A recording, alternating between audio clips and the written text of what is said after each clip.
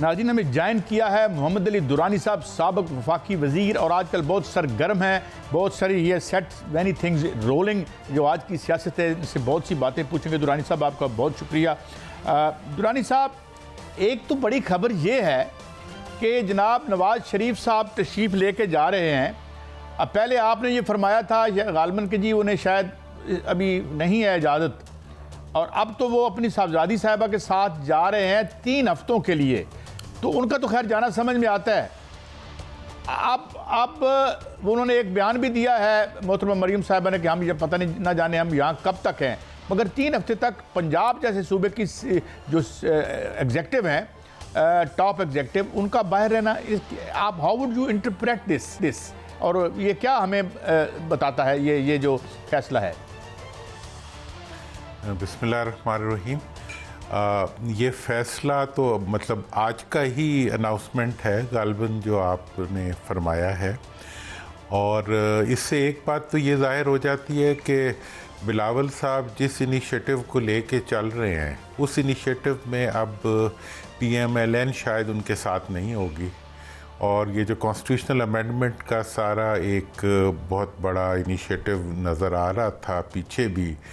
तो कायद साहब इसका मतलब तो यही निकलता है कि उस इनिशिएटिव में अब PMLN उनका साथ देने के लिए तैयार नहीं है। इससे पहले भी हमने ये ऑब्ज़र्व किया था कि पिछला जो हमला आया था इस तरमीम का, उस तरमीम में इन्होंने शहबाज शरीफ साहब ने, प्राइम मिनिस्टर साहब ने कोई बहुत प्रोएक्टिव रोल प्ले नहीं किया था। अलबत्ता वज़ीर जो थे कानून वो तो डेफिनेटली उसमें अपना एक रोल प्ले कर रहे थे। तो लग ऐसे रहा है कि ये अब हाउस ऑफ कार्ड्स जो है ये अब गिरता हुआ महसूस हो रहा है, और जो फार्म 47 के एक नातवा कंधों पे खड़ी हुई हुकूमत और ये निज़ाम जो है ये अब क्रम्बल कर रहा है, और ये जो है आवाम के दबाव से अब गालबन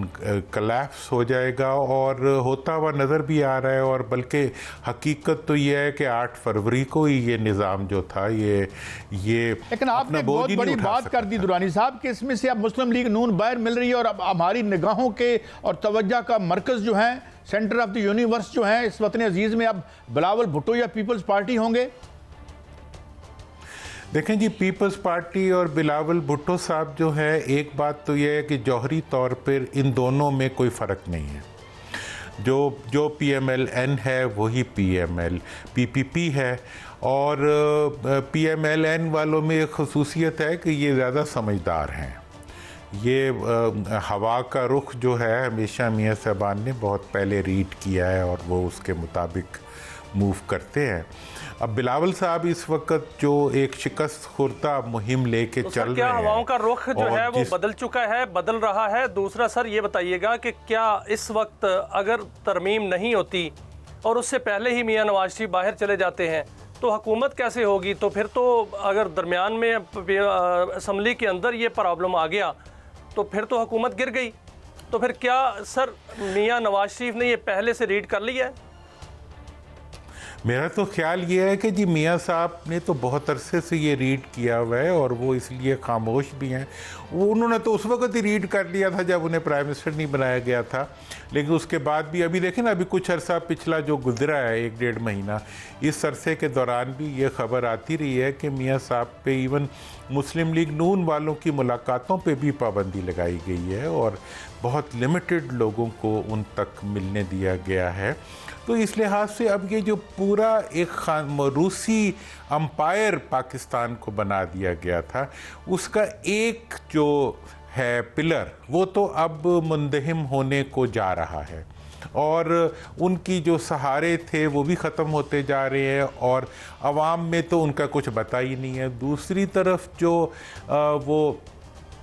पीपल्स पार्टी का है उधर भी ये हाल है कि इस वक्त अंदर की एक डिवीजन भी मौजूद है, मतलब बिलावल साहब और जरदारी साहब के दरमियान जो एक कॉन्फ्लिक्ट की सूरत है। इवन असम्बली के अंदर जो स्पीचेस होती हैं उसमें भी फ़र्क होता है बच्चों की आपस। अच्छा, मैं माफ़ी चाहता हूँ, मैं इंटरजेक्शन कर रहा हूँ मुझे, मगर 2-3 बड़ी अहम बातें मैं चाहूँगा इस पर आपका टेक आ जाए। आज तो एक मरीम साहब का ये कहना कि हुकूमत एक आनी जानी शय है, और ये इसकी क्या महल इसका महल क्या था। इसके साथ साथ उन्होंने 600 अरब रुपए का पैकेज अनाउंस किया है किसानों के लिए जी, जो ट्रैक्टर्स मिलेंगे इतने पैसों से, 2.25 बिलियन से तो हम पुराना वो जो हमारा मिलत ट्रैक्टर या दूसरे होते थे वो उनकी फैक्ट्री भी चलवा सकते थे। तो ये जो सारे इक़दाम हैं, टीचरों की भर्ती धड़ाधड़ हो रही है, तो ये क्या है, ये इशारे किस चीज़ के हैं? सॉरी जी, फरमाइए दुरानी साहब। सर ये इसमें देखें, सियासतदानों की एक खूबी तो होती है कि वो आखिरी वक्त तक जो है रोते भी जाते हैं और खाते भी जाते हैं। तो ये एक रवैया है जो हमारे सियासतदानों का है, और जो कि वो मतलब they never give in, they keep on doing what they are doing. तो ये एक मतलब मियाँ साहब की जब हुकूमत हिलने लगती थी ना, वो जब वो चीफ मिनिस्टर थे तो वो उधर जाके जिम खाना में जाके क्रिकेट खेलना शुरू कर देते ये बताने के लिए कि सब अच्छा है। तो बैन ही इस वक्त भी वही टैक्टिक्स चल रही हैं कि जब लग रहा है कि हर चीज़ गिर रही है तो उस वक्त ये सारे पैकेजेस वगैरह अनाउंस किए जा रहे हैं और ये बताया जा रहा है कि जी हम सब अच्छा है, या ये कल को ये कहा जाएगा हम तो ये कुछ करने जा रहे थे अपनी कौम के लिए तो हमें मौका नहीं दिया गया। तो इसलिए ये जो बुझने से पहले उसका लपटना होता है शोले का, ये उस किस्म की लपटें हैं जो इनकी तरफ से नज़र आ रही हैं। बाकी ये है कि अब देखें ना, वज़ीर आज़म का जो दौरा हुआ है, मैंने साहब ये जो दिया टिमटिमा रहा है, अगर तरमीम हो जाती है या तरमीम नहीं होती तो ये जो खबरें आ रही हैं कि नया सेटअप आ रहा है, उसमें अलीम खान साहब का भी नाम आ रहा है, गौहर एजाज साहब का भी नाम आ रहा है, तो सर खबर क्या है, कोई नया सेटअप की तरफ मामला बढ़ रहा है? देखें सर, सेटअप के बारे में तो मैं क्या कहूँ, लेकिन मैं कोई ऐसा हैंग्ड पिक्ड सेटअप जो है जो कि इलेक्टेड ना हो वो पाकिस्तान के लिए उसको अच्छा नहीं देखता। मैं समझता हूँ कि अगर कोई सेटअप आना है तो उसको पार्लियामेंट के अंदर से आना चाहिए, उसको फॉर्म 45 पे आना चाहिए, और फॉर्म 45 पे आने के बाद एक रिकन्सिलिएशन होनी चाहिए, और रिकन्सिलिएशन के बाद अगले इलेक्शन की तरफ आगे बढ़ना चाहिए। इस वक्त कोई भी आर्टिफिशियल अरेंजमेंट जो होगा वो किसी भी नाम के साथ हो, वो कितना भी, लेकिन सर इसमें आपके पास जरूर खबर होगी, क्योंकि एक तरफ जो है वो आप कह रहे हैं कि कोई भी नॉन इलेक्टेड जो है वो सेटअप नहीं आना चाहिए, दूसरी जानब जो है वो बानी पीटीआई कहते हैं कि कोई मुज़ाकरात नहीं होंगे, और रऊफ हसन कहते हैं कि मुज़ाकरात ही हल हैं।